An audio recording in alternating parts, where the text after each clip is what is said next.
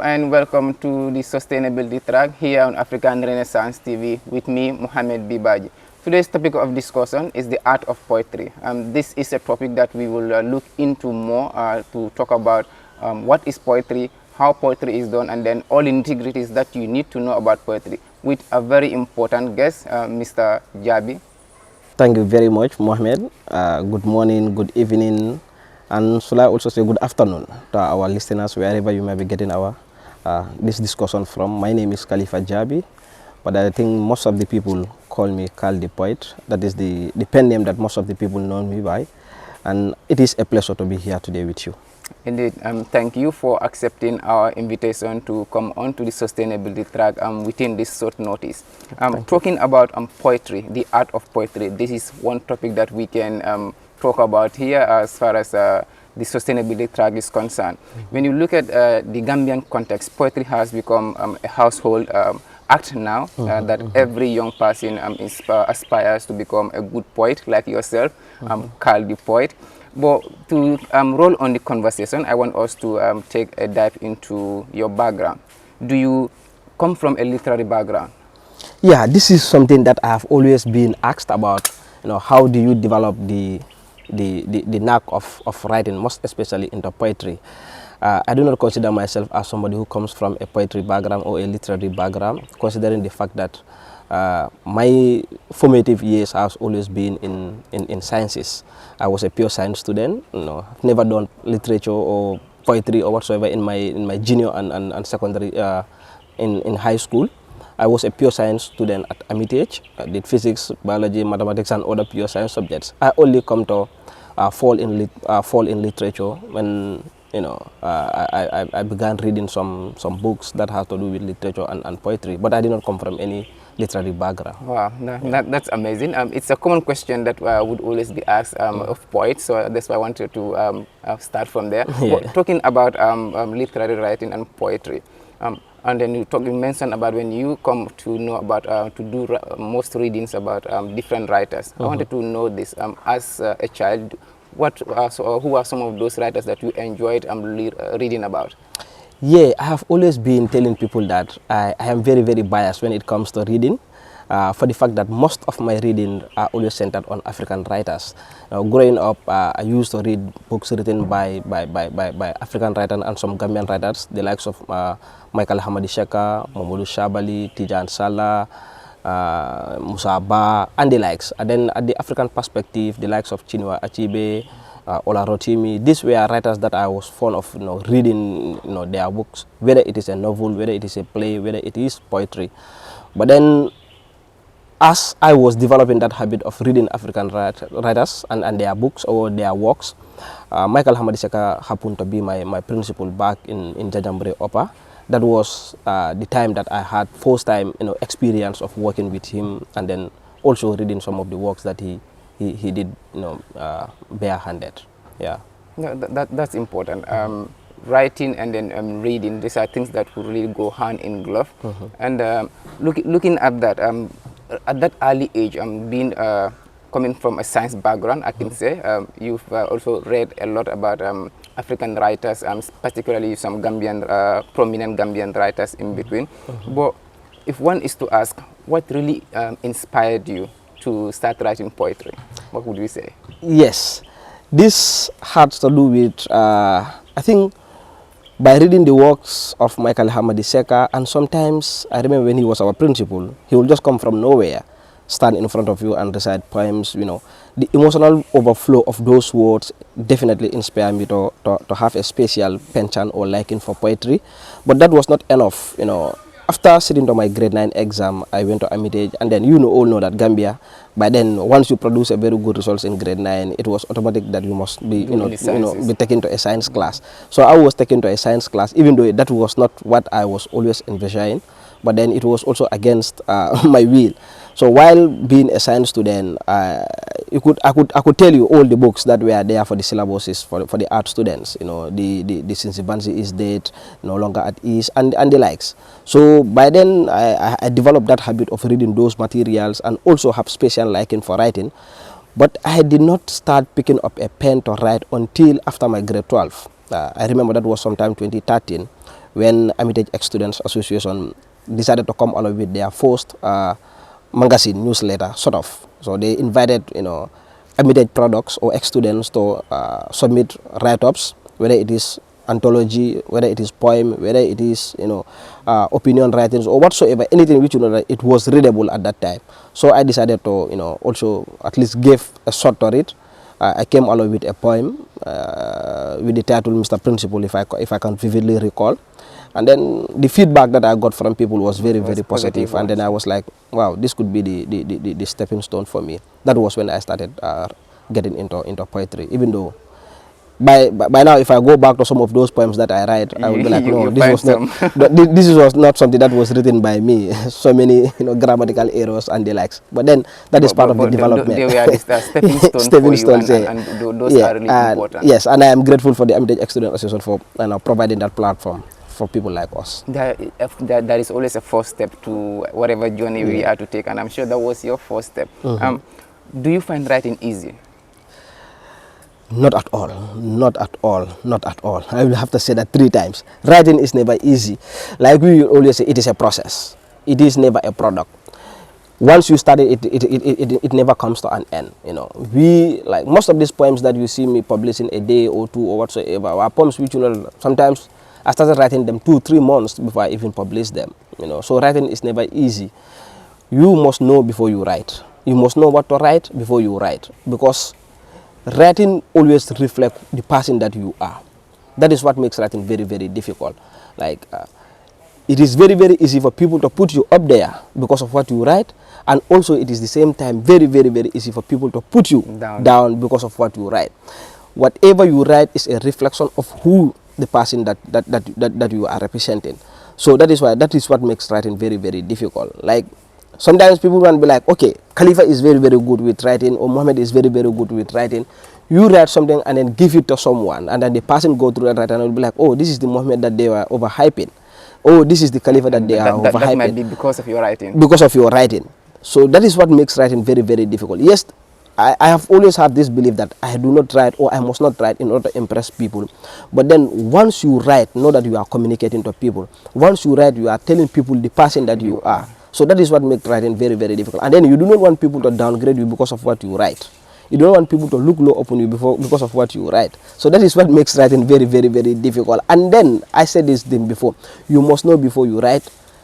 Try to read, get some materials or whatsoever. It's never easy in this country here. That is what makes writing very difficult. It is not an easy art. Writing is not easy. It is like not you easy. said, if I can pick some lines in that, like there is always a thought process that should precede your write-offs. Perfect. Before you write, you have to. We call that the basic steps in writing. All right. There must be a thought before you put that thought onto a paper. That's what makes it difficult. If that's one of the steps, I was going to ask, how do you write your poems? I wanted a guide onto the poem writing process. Yeah, I have different formats of writing poetry. But one thing that I must tell you, whatever I write represents something. Like we believe that as writer, nothing comes from a vacuum. Like people will tell you, oh no, this is just about my feeling whatsoever. There is nothing about that. Whatever you write, there must be something that informed that decision to write. Whether it is a love poem, whether it is an eulogy, whether it is a poem that is being related to death or whatsoever.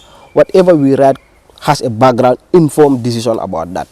Do we get it? So my process of writing poetry sometimes depends on the situation that I find myself. Sometimes, like I told you earlier on, some of the poems that I write are not things which that they just are being written at that very particular day. Sometimes it is a process. I go through that process of writing, editing it, drafted before I have the final piece that I want to have. But sometimes also situation demands that you write poetry, because of the emotion.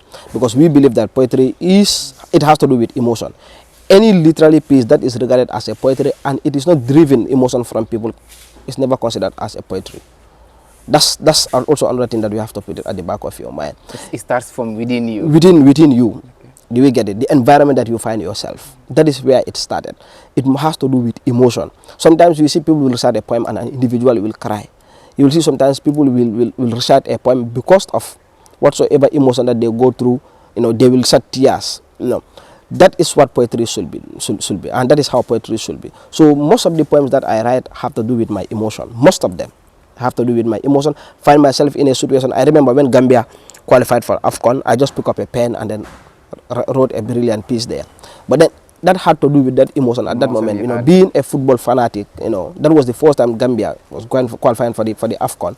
You know, it was something that we've been, you know, struggling to get. So once we got it there, it was very emotional for me. Then I had to pick up a pen and write, you know. So instances like that, sometimes events like that, you know, there is a particular event that is coming on and you are so much passionate about that event, you write a poem about it. You find yourself in a situation where it is very, very frustrating or whatsoever, you write a poem about it. You are heartbroken, you write a poem about it. So it has to do with different, you know, incidents. Yes. So it's like situations, the environment and your emotions can inform what you write. Even the love poems that I wrote on Facebook, there are background information about them. That's interesting. Yes, nothing comes from the vacuum. Whenever I'm reading the poem now, I'll put those at the back of my mind. That anyone that has written this must have thought of most of these things. Yeah. So that is important. Okay. Saying that writing poems does not just happen overnight. You don't just get up to write, like you said. It does not just come from a vacuum that you write a piece. Sometimes it could take months. Others can take beyond, in fact, a month. So how do you manage to fit writing with other in your time compared to other life activities that you are engaged in? You work, you used to go to school, you have a family to take care of. But how do you fit in writing in this process as far as time is concerned? Are you just a specialist in time management? I am not sure. I'm terrible when it comes to time management. Very terrible. Like it is not easy, you know. Last year in 2021, when I published my anthology, The Revelation, it was published in 2021, but most of the poems in that book were written in 2018, 2019, because time was not on my side from 2020 down the line. You know, had to do with university, you know, especially being a student leader at the university, your studies, and as you said, taking care of your family, and then after completing university also working, you know, it becomes very, very difficult. So if you follow my timeline, even on Facebook, you realize that it has been a while since I published anything there, until day before yesterday, I think. I published something there. In fact, I made a cheeky statement about that. I don't know whether it is because of hunger that I remember that I'm a poet, but sometimes now it is very, very difficult for me to write. Sometimes it will take 3 months, 4 months, I will not write anything. Yes, I'll be into different forms of writing, but then when it comes to poetry, I think for that of 2023, this is the first time that I wrote anything, day before yesterday. Time management has always been difficult for me. Pre-university was my best time when it comes to poetry. You know, I could write, you know, 3-4 poems within 3-4 days. You know, I could start a poem today and complete it today. But once I got admission at the university and started working, it becomes very, very difficult for me. But then now university has ended. I think I will have to find a way of picking my pen again and see how to manage it with work. That would be interesting. Yeah. Time management, it's an important challenge in all spheres of life. I think this is not just in the media fraternity, it's not just in education, it's all over the human endeavors that we have. But coming as a poet, one of the most interesting things that we see in other fields of life is that people will tend to have mentors or favorites. Who would you say are your living favorites as far as poets are concerned? Well, I will have to put Michael Hamadi Seka there on top. I will have to put Michael Hamadi Seka there on top. He's been my godfather in poetry. And growing up, I read a lot of poems written by Mamadou Sabali too. But then there is a Nigerian called the Poetic Assassin. When I came into contact with him, I think that also changed my mode of writing poetry. Like, I used to have a free flow of writing poetry, and I was basically focusing on Michael Hamadi Seka type of writing poetry. But then once I came into contact with the Poetic Assassin, most of my poems are structured along the way he writes his poems. But then these are the 3 mentors that I have. If I am going to make any addition, that it has to be with to do with Tijan Sala. Tijan Sala. Yes. Okay. Those are great poets we have as far as the continent is concerned, and then having key among them to be your favorite is an important step for you, because this can really inform what you do going forward. But coming to the Gambia's level, I want to be specific on the Gambia on this question, especially on the youth. We've seen a lot of youth poets from the high schools to the universities, or at the tertiary levels. We have a lot of them now. As emerging poets here, we can call them. Well, would you have a favorite among them? I know you have numbers and then you cannot... Yeah, it will be very difficult. But then I will always have to put Omar Champion. I think he's one of the best, if not the best, when it comes to spoken word. And I love the way he goes along with his poetry, because, you know, in as much as all of us want to be, you know, spoken word artists or poets, should always be standard. You know, I love Champion's style of poetry, because there is always standard in his poetry. And then Chornage also is a fine poet, the likes of Mento. And then my youngster, Wordcraft, also is one of the best young poets that I could always vote for.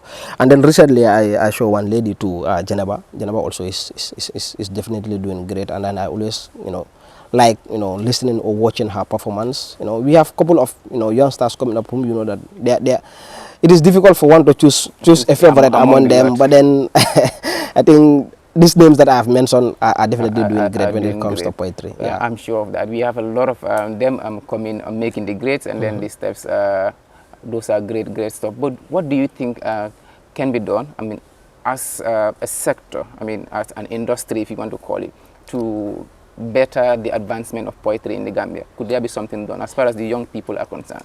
Yeah, definitely there should be. Recently, I have started an initiative of, you know, guiding young poets to publish their books. The first person that I started with is Motsi Wordcraft, and I am happy that he's working on launching his book, which, as a result of the underground work that I did alongside my friend Esa Janko through his BPRO initiative. Our focus right now is, if we cannot publish, let us give platform to the youngsters to publish their book. But it has to be do with standard.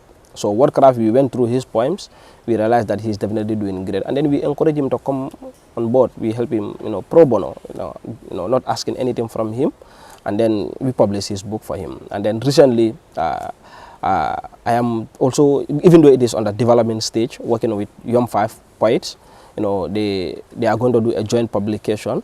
So we ask them not to pay anything, let them just submit their poems for us. We'll work on everything and then publish the books and then give it to them. So that has always been our motive. Let's allow the youngsters to publish their works if they do not have the platform. And then to your first question, what can we do in order to boost the poetry industry in this country? The likes of Champion Order started here, which was very, very good, with his charm poetry or whatsoever, you know, trying to mold youngsters and trying to ensure that poetry reach at that stage. I will have to tell them to keep it up. Let them do what they have started. Let them continue what they have started. We will also do our parts, because, you know, we have different types of poets. The likes of Champion and others are spoken word artists, even though some of them write too. But then some of us do not consider ourselves as spoken word artists. I bet you have never seen me performing a poetry piece anywhere. Whatever we do is, you know, at our corners we write, publish, but we do not do any performance on stage. So those that are doing that performance type of poetry, they definitely need platform. You know, people have to support them. You know, when they upload their videos, we watch them, we give them that subscription. That is a way of motivating them. When they have their programs, their events, we buy their tickets, go there and support them. And if there is a way that we can connect them with big investors, why not we do it? You know, it is also part of certainly that will contribute to the advancement of poetry in this country. Beyond the Gambian fact, at the continental level, I think that collaboration and then support would really go a long way in helping. So when it comes to standard and legacy, how are poets across the Gambia informing each other's craft? Yeah, we sometimes, like the ones that are within my circle, sometimes if I see a way of helping them, I do. But then when it comes to standard in poetry in this country, it's something which, you know, it has always been question, and I have always been doubtful about, you know, certain types of writing in this country. Like now, poetry in Maninga, what we call a kumfeata Gambia jane. Everybody wants to be a poet. Yes, it is good for us to have, you know, so many young poets or whatsoever in this art. But in as much as you want to be a poet, try and assess yourself. Am I doing justice to the art of poetry? That is something which, you know, it is very, very important. Like, you look at the types of poems sometimes written by young Gambians, you tend to question. You know, you talk about the grammar, you talk about the flow, you talk about the standard, you talk about the tenses. You know, it is very, very difficult for them to accept or call them as poems. You know, my boy Mohammed will always say that any literary piece that does not have a coded language is a song, and I believe in that. You know, I am not saying that we should not infuse our national languages, Mandinka, Wolof, Jola, Sarahule, etc., in our poetries.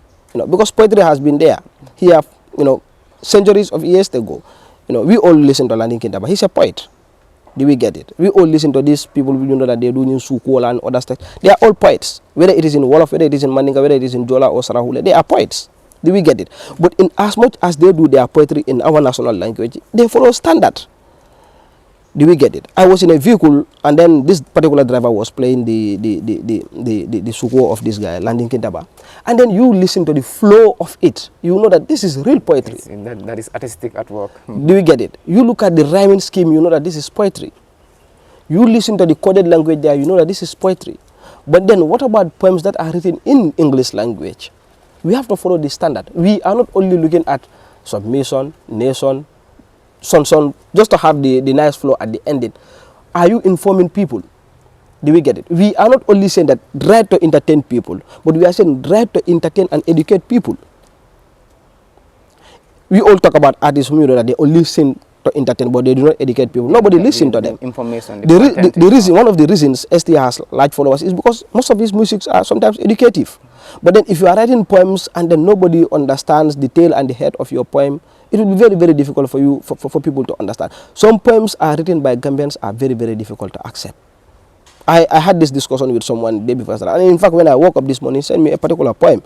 And some of these poems are written by people who, you know, that we regard them as finest poets in this country. But then the standard of poetry is something which, it is appalling in this country. We should not compromise with standard. Once we write, we must follow the correct standard of poetry writing. We must ensure that the grammar is okay. We must ensure that the tenses are okay. We must ensure that the punctuations are okay. It is not only about the flow. It has to do with people reading and understanding what you are writing. Most definitely. Yeah. Standards cannot be compromised. Standard cannot be compromised. That is an important one. But before we continue on that, I would like us to take a quick break, and from there we continue the conversation. Hello and welcome. This is the Sustainability Track on African Renaissance TV, and I am your host, Mohamed D. Baji. The Sustainability Track builds on the TV's mission to provide useful information to our viewership. TST airs every Tuesday at 9 p.m. on ARTV network. This show features informed guests who offer insight, debate, and evaluate various issues on sustainability in Africa. Welcome back from that short commercials. From wherever you are watching us from, this is the Sustainability Track coming your way from the African Renaissance TV, and I am Mohamed Dibaji. Our discussion here is centered on the art of poetry with Mr. Kalipha Jabbie. Mr. Jabbie, like we've been saying, talking about poetry. Poetry has grown over the years, and it has actually transformed when you look at the continent as a whole, Africa, the Gambia in particular. But when it comes to poetry, like you said, it has a huge relation to our environment, to our emotions, and then to our thought process. But I have this question that I really wanted to ask. Has a poem ever humbled you or frightened you at any point in time? If it has, what was it? We have numerous of them. Sometimes you read a poem, put yourself in that situation, and then humble yourself. Sometimes you read a poem, put yourself in that situation, you feel loved. Sometimes you read a poem, put yourself in that situation, and you regret life. Sometimes you read a poem, put yourself in that situation, and you are like, oh, life is indeed beautiful. So that is the beauty of poetry. Yes, sometimes it happens. Like I cannot vividly say that there is this particular poem that I have read that put me in that situation right now. But then I know there are times that I read in certain poems that And made me feel to that feel emotional attachment. so much emotional attachment to them, especially poems written by this Nigerian, the poetic assassin. Sometimes I read those poems and then I will be like, wow, that is it, you know. And sometimes even poems written by myself, like I will sit down, you know, go through the poems I have, you know, written some 2-3 years back, and I'll be telling my friends, whoa, so this was written by myself. So sometimes that is the beauty of poetry. You write something and then you see the emotional aspect of it. Any poetry piece that you read and you do not, you know, see an emotional aspect of it, disregard it. It's not a poem. Any poem that does not have that should really, poem has that direct link with our emotions. That is important. Yeah. There is a claim out there among poets that a poem is simply like a living creature. Once it is out there, there is nothing you can do about it. When there is a mistake in it, you cannot correct it. What is your take on this? Yeah, I have always been telling people that I don't edit anyone's poem for you because, you know, like I was saying, it has to do with your emotion. You know, I was not there when you had to go through those emotions. So who am I to say that, you know, I have to edit this aspect or whatsoever for you? I don't do that for most of the time. But then we look at the grammatical aspect of them and edit them sometimes. You know, in as much as we are saying that poems cannot be edited, the grammatical aspect of them can be edited. We cannot edit the content, but we can edit the grammatical flow of it. Do we get it? So that is what I have to say about it. And then saying that once it is out there, it cannot be edited, that is not something that I believe in. It can be edited. But then that is why we as one have to be very, very careful before you release. It is just like a loose cannon. Once you release it, it is over there for people to see. And then you don't want to release something and then retract it again. And you'll be like, no, I have seen some grammatical errors whatsoever. Why not you take your time, sit down? Nobody's after your life. Do we get it? Sit down, get your piece and paper and whatsoever. You write, edit it, go through it. That is what we call the different stages in writing. You write, delete, write, delete, write, delete, adjust, replace words or whatsoever before you release it there. Refine it before you make it a finished product. Consumption. Yeah. That is interesting. Yeah. When it comes to poetry, we've seen a lot of people have now been have been inspired to become writers, to become poets. But what would you say to those of us that are not really poets now, that might one day aspire to become one, on the importance of poetry? Yeah, like sometimes I hear some will be saying that writing is a natural gift or whatever. I don't believe in that. There is nothing like natural gift in writing. You know, it is just like public speaking. You have to develop the act of doing it. You have to have a special passion for it before you go for it. But again, do not also be like, I see Mohammed doing poetry, I want to be a poet or whatsoever. It doesn't work like that. You have to start it from somewhere else. Yes, you want to be a poet. Read before you write. That's what I always tell youngsters that are coming up. They want to be poets or whatsoever. I tell them, look, go and read before you write. You must know before you put it onto paper. That is what is more important there. So my advice for them, those that want to be poets or those aspiring poets, the journey begins today. Pick your books or whatsoever that is related to poetry, read them. But be very, very careful. You also do not go and do what we refer to as plagiarism. Like so many young poets are doing that now a lot, you know. Because you want to be a poet, you go there, pick something that is being written by Demba, pick another line that is written by Fatu. You match them with it. Once you put it down out there, those that have read, you know that this is something which, you know, it is not from your natural writings. You know, it happened to one of the youngsters not more than a week or two. You know, he wrote something, you know, it was written by another African poet. Like, yes, you consider us as accomplished poets, but we are still learning. There are billions of poems that we've not read. So this individual sent this poem to me. I only look at the grammatical aspect of it. I do not touch the content. I only look at the grammatical aspect, change whatever I was supposed to. In fact, I did not change that. I told them, why don't you replace this word with this? Why don't you replace this? And I gave it to him. Once he published it, there is an individual who read that poem written by another one. He was like, but this guy I read this before. So I went to Google and then searched the title of the poem that the guy was talking about. And I saw exactly the same lines that were flowing from his poem. And then I was like, stop it. It is not good. You know, you want to be a poet, let it be your hand writing, but not works written by another individual. Indeed, people need to write their hard and writing, Writing. and people need to be original. That originality is important in all spheres of life. As much as I am liking the conversation, Mr. Jabbie, this is time is really running out of for us. But before we can go, we would like to talk about some of the pieces or poets or write-ups that you have done, and then some of your plans for the for 2023. Yeah, I have written numerous poems, both published and unpublished. If you go through my Facebook page, Karl D Poet, you'll see some of the poems written by myself, like since from 2017, 2018 and down the line, even though sometimes it take me ages before I put anything on that page, because later I realized that I become a victim of what I was talking about, the plagiarism whatsoever stuff. So sometimes I'll write a poem, put it on the Facebook page there, on the whole people were taking up those ones, claiming ownership of them. I came to realize that when one of my friends was teaching in a particular school, and then he had to call me and was like, boy, I saw your poem being recited by one of our students here. So when I asked him, he told me that it was written by their teacher. I was like, wow. So since then he advised me strongly to stop posting my poems on Facebook. So I stopped that until sometime in 2021 I published my first anthology, The Revelation. So it is a poem of it's an anthology of 40 pieces, ranging from different societal issues, love, agriculture, politics, death, and the sports and the like, and then celebration of some renowned Gambians and African heroes, most notably John Magufuli of Tanzania, the late president of Tanzania.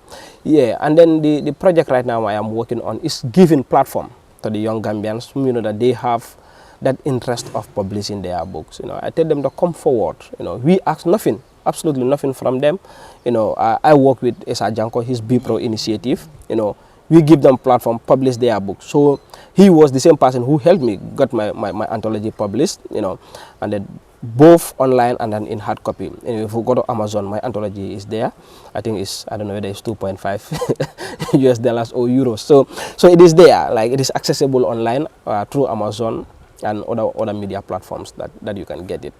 So, that is interesting. Yeah. We will check it out, and then so the viewers will also check those books out, and then those poems out, and then for a better reading, and then for quality reading. If you want to read about Karl D Poet, those are some of the avenues that you can reach out to get access to all those write-ups that he has. So, Mr. Jabbie, this has been a conversation that I really loved, and then when it comes to poetry, when we look at the Gambia and Africa, this is it has taken a new dimension, and then there is a need for concerted effort to grow it even further. And with your presence, with the likes of you and great minds that we have in the continent, there is a hope for development as far as poetry is concerned. But before we bring the show to an end, we'll take some final remarks from you, and thereafter we end the conversation.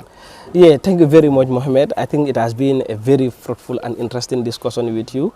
We are always passionate, to talk about any form of writing, not only poetry, because down the years, I've been in fact more into opinion writing this past 2 years than in fact more into poetry writing, because I am so much interested in issues that are happening within our surrounding, ranging from politics and other societal issues. So that is why sometimes I try to engage myself in opinion writings most of the time now. So my advice to the young stars that are coming up right now is, they can be better writers than us. We don't see ourselves as accomplished writers. We are all learning, but then we also have people that we look up to. One of the attributes as a writer is that you must always have a mentor. Align your writing style to someone's writing style. Once you write, give it to another individual to edit it for you. Yes, you see very good write-ups being published by certain individuals. There are people behind them who edit their works or whatever, because we always believe that writing is a process. I come along with my idea, put the basics on a piece of paper, draft them, edit them, draft them, edit them. I must give it a second and third eye for them also to go through them and then endorse that this is a very, very good piece for publication.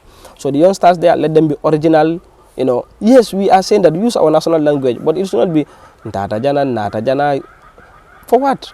Let there be standard in whatever that we are going to say. At the end of the day, send message to the people that are listening to you. Send message to the people that are reading your literary pieces. That is my advice to them. That was Kalipha Jabbie, Karl D Poet. Thanks for coming onto the Sustainability Track here on African Renaissance TV. It's highly appreciated. This was all we have for you from the Sustainability Track coming your way from the African Renaissance TV. This episode has been broadcasting for you from the Badala Park Hotel here in the Gambia, one of the luxurious hotels that you can always come up with your family and loved ones to have your good times, go quality times, and enjoy the value of your money. Until we come your way with more interesting episodes of the Sustainability Track and numerous programs from the African Renaissance TV, it was Mohamed Dibaji.